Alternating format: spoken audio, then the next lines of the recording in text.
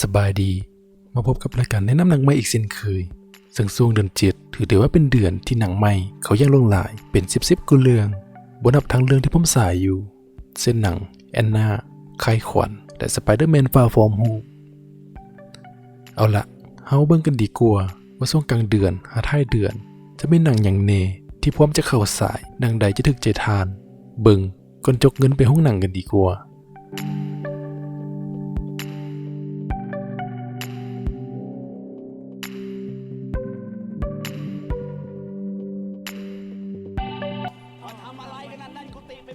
เรื่องทำอิฐมีชื่อเรื่องว่าหลวงตามหาเฮงมานั่งเป็นเพื่อนศพทำไมทำตัวต่ำแบบนี้ล่ะหลวงตามหาเฮงจัดอยู่ในประเภทหนังตลกเป็นหนังจากประเทศเพื่อนบ้านของเขามีเนื้อในว่าถึงเรื่องราวของหลวงตาองค์หนึ่งหรือบ้านเฮาเอิ้นว่าญาพอแห่งวัดโคกอีรวยที่ได้ให้โชคลาภแก่บรรดาญาติโยมที่มาหาจึงเฮ็ดให้มีชื่อเสียงโด่งดังไปไกลเป็นเหตุให้มีเรื่องสับสนอลวนเกิดขึ้น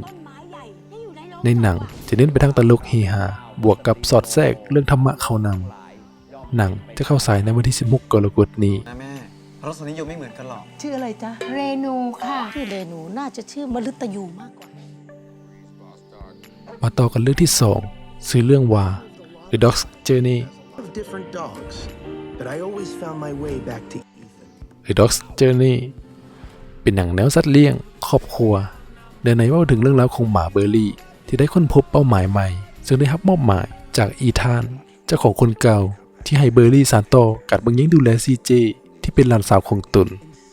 โดยเบอร์รี่นั้นได้ตายแต่ได้กับสัตว์ใหม่มาเกิดเพื่อเฮ็ดภารกิจที่มอบหมายให้สำเร็จThe Dog's Journey มีแผนเข้าฉายในวันที่18กรกฎาคมนี้ end up where we're meant to be Like a drum, my heart never stops beating for you. เรื่องที่3 Lion King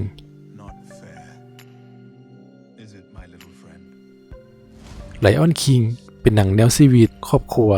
Life Action และการประจนภัยเป็นหนังที่ดังในตำนานเมื่อหลาย10 ปีก่อนโดยตอกย้ำความโด่งดังด้วยรางวัลทั่วโลกมาแล้วอย่างหลากหลายดังนั้นทางดิสนีย์จึงได้สานต่อหนังดังกล่าวอีกครั้ง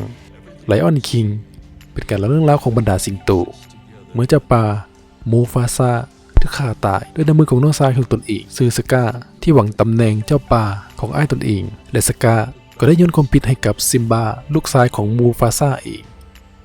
เป็นเหตุให้ซิมบาต้องหนีออกจากการล่าในครั้งนี้เพื่อไปเริ่มต้นชีวิตใหม่ในขณะที่ความวุ่นวายดังกล่าวก็เป็นเหตุให้บรรดาสัตว์ต่างๆพากันแตกตื่นและพากันอพยพหลบหนีซิมบาจึงหาทางกลับมาปองดองและทวงบัลลังก์เจ้าป่าคืนให้ได้Lion King มีแผนเข้าฉายในวันที่18กรกฎาคมนี้ And the circle of life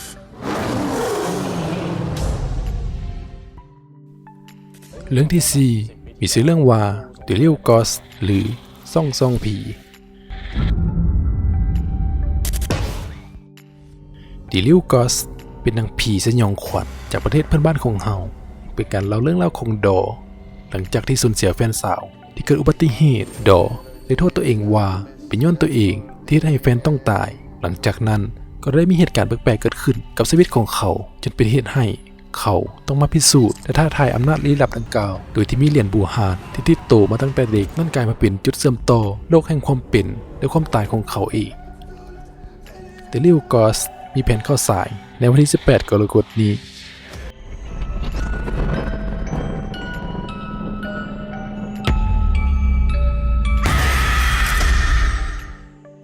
เรื่องที่5บุษบาบุษบา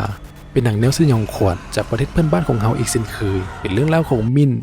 หญิงสาววัย27 ปีที่มีอาชีพนักเต้นที่กำลังเดินทางตามหาความฝันสูงสุดของตนเองคือการเป็นนักเต้นที่มีชื่อเสียงระดับนานาชาติมินถือเอื้อนไปเก็บตัวที่ศูนย์ฝึกซ้อมเต้นเพื่อการแสดงใหญ่โดยผสมผสานระหว่างล้ำแบบไทยและแบบสากลเข้ากันผ่านการซ้อมเต้นไปมินกับตกมาเป็นตัวสำรองท่ามกลางความผิดหวังและภายในสตูดิโอดังกล่าวดันมีคนมาบอกว่าเมื่อ 2-3 ปีก่อนได้มีคนรับบทเต้นดังกล่าวนั้นได้หายตัวไปอย่างลึกลับและก็ได้มีผีนางรำมาปรากฏตัวขึ้นและพยายามซอยมินให้กลายเป็นตัวจริงให้ได้ เรื่องนี้มินจะต้องสืบให้ได้ว่าผีนางลำลึกลับนั้นต้องการอย่างกันแท้และไผ่ที่เป็นคนฆ่านางลำคนนั้นตายเรื่องนี้มีแผนเข้าสายในวันที่25 กรกฎาคมนี้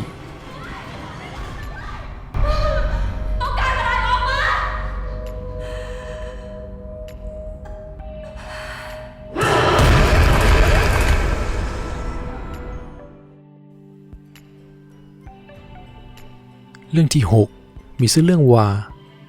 Size Play แค้นฝังหุ่น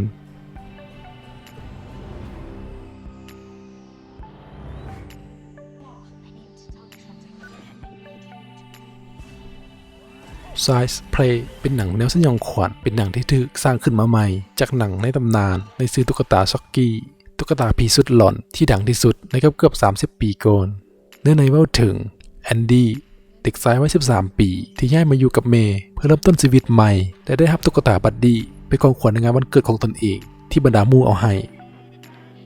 แต่เมื่อเวลาผ่านไป2 แม่ลูกกับได้ค้นพบว่าตุ๊กตาดังกล่าวแฝงไปด้วยความสยองขวัญเสื่องอยู่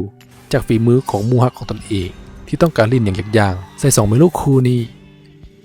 Size Play มีแผนเข้าสายในวันที่25 กรกฎาคมนี้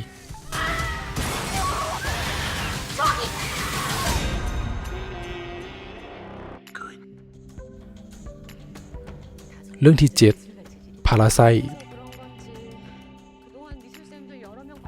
Parasite เป็นหนังแนวชีวิตเป็นหนังที่ได้รางวัลปาล์มทองคำในงานมหกรรมหุ้มเงานานาชาติเมืองคานประจำปี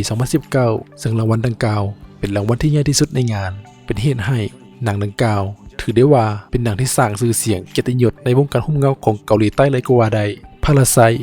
มีเนื้อเรื่องเล่าถึงความสัมพันธ์แบบแปลกๆระหว่าง2 ครอบครัวที่มีฐานะด้านการเงินที่แตกต่างกันครอบครัวหนึ่งรวยล้นฟ้า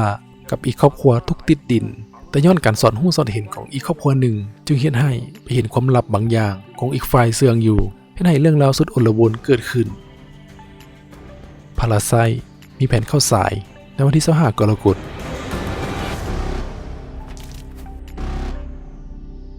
근데 지금 진짜로 이상한 게 온 것 같아.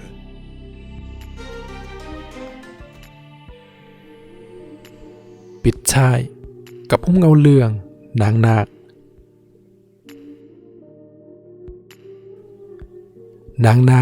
เป็นการเอาหนังเก่า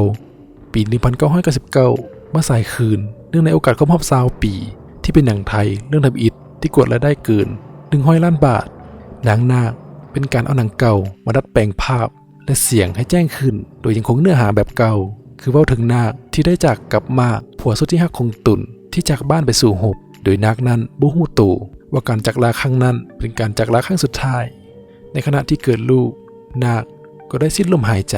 วิญญาณของนางได้เฝ้ากันกลับมาของผัวสุดที่หักเมื่อมากกลับมากับบ่ฮู้ว่าเมียตัวเองตายไปแล้วจึงได้อยู่ร่วมกับผีเป็นเวลายาวนาน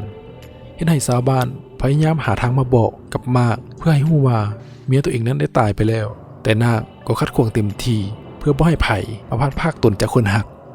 เรื่องนี้มีแผนเข้าสายอีกครั้งในวันที่25 กรกฎาคมนี้